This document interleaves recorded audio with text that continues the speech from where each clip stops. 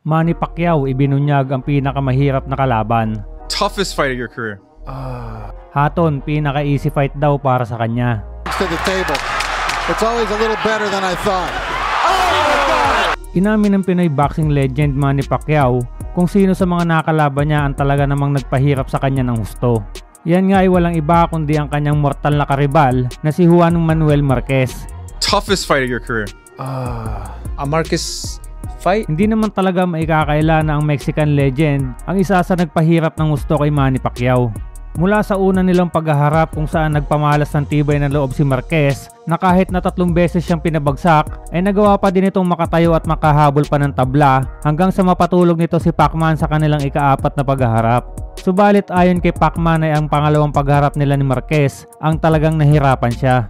Dikit na dikit nga ang laban ng dalawa kung saan makikitang nahirapan din si Pacman sa mga counter ni Marquez. At ang tanging naging lamang nito ay nang ma-knockdown nito si Marquez sa round 3. Naging kontrobersyal din ang naging desisyon ng mga hurado kung saan hindi matanggap ni Marquez na natalo siya sa pamamagitan ng split decision. Si Marquez din na nagbigay ng magandang laban kay Pacquiao kung saan lahat ng pagharap ng mga ito ay napush si Pacman sa kanyang limitasyon. Kaya naman hindi na mawawala ang pangalan ni Juan Manuel Marquez kapag mababanggit ang pangalan ni Manny Pacquiao pagdating sa boxing. Aminado din si Pacman na talagang si Marquez ang nagpahirap sa kanya ng husto. Kaya sa isang interview ay walang pag-aalinlangan na sinabi nito na ang Mexicano ang pinakanahirapan siyang makalaban. Kumusta sa Juan Manuel Marquez? You got me, Juan. You got me, Juan. Okay. Samantala, sinabi din naman ni Pacman kung sino sa mga nakaharap niya ang pinakamadali para sa kanya. Yan nga ay walang iba kundi ang former 2 Division World Champion at former British boxing superstar na si Ricky Hatton.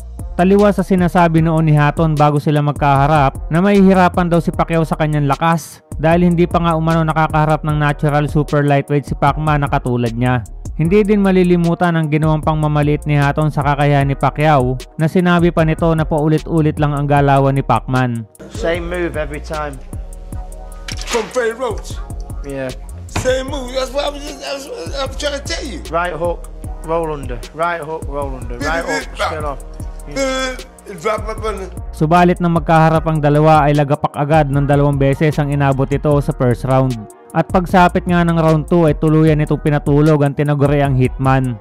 Kaya naman naging madali ang laban na ito para kay Pacquiao dahil sa estilo ni Hatton na one-dimensional na ang tanging ginagawa lamang ay sugod ng sugod at wala namang ibang taktika. Gustong-gusto pa naman ni Pacquiao ang mga ganitong kalaban dahil kayang-kaya niya singitan ng counter ang mga ganitong estilo. Sobrang bagal din ni Hatton na hirap nang makatama ng suntok ay mas lalo pang nahirapan naman sa pag-iwas sa mga suntok ni Pacman.